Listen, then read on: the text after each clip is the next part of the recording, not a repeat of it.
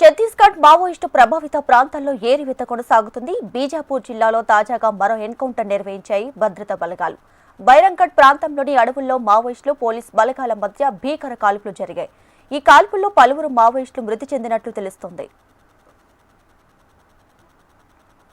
ఇక మరిన్ని డీటెయిల్స్ మా ప్రతినిధి రవికిరణ్ అందిస్తారు. రవికిరణ్, దీపిక, ఛత్తీస్గఢ్ రాష్ట్రంలోని బీజాపూర్ జిల్లాలో భారీ ఎన్కౌంటర్ చోటు చేసుకున్నట్టుగా ప్రాథమికంగా అయితే సమాచారం అందుతుంది. పలువురు మావోయిస్టులు కూడా ఈ ఎన్కౌంటర్ లో మృతి చెందినట్టుగా తెలుస్తుంది.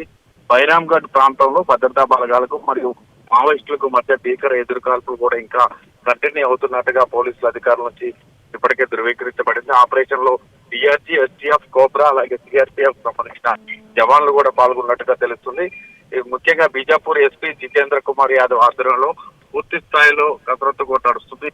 సంబంధించి పూర్తి డీటెయిల్స్ అయితే ఇంకా రాలేదు. పెద్ద ఎత్తున మావోయిస్టులు కూడా గాయపడినట్టుగా సమాచారం అయితే అందుతుంది.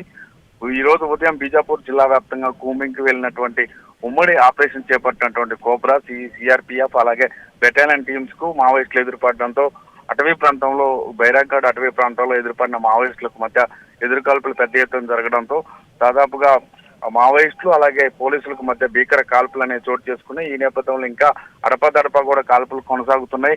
అయితే ఎంతమంది చనిపోయారన్న దానిపై ఇంతవరకు అయితే పోలీసులు ధృవీకరించలేదు. దీని మీద పూర్తి స్థాయిలో ఇంకా శోధించడం అయితే జరుగుతుంది. పూర్తిగా దండకారణ్యం అంతా కూడా సెర్చ్ ఆపరేషన్ కంటిన్యూ చేస్తున్నట్టుగా పోలీసు అధికారులు చెప్తున్నారు. బీజాపూర్ జిల్లా వ్యాప్తంగా గడిచిన 3 నెలల్లో దాదాపు 40 మంది వరకు కూడా మావోయిస్టులు అంతమొందించారు పోలీసులు. ఇదే నేపథ్యంలో ఎన్కౌంటర్ పెద్ద ఎత్తున జరిగిన నేపథ్యంలో మరింత మృతుల సంఖ్య కూడా పెరిగే అవకాశం ఉన్నట్టుగా తెలుస్తుంది.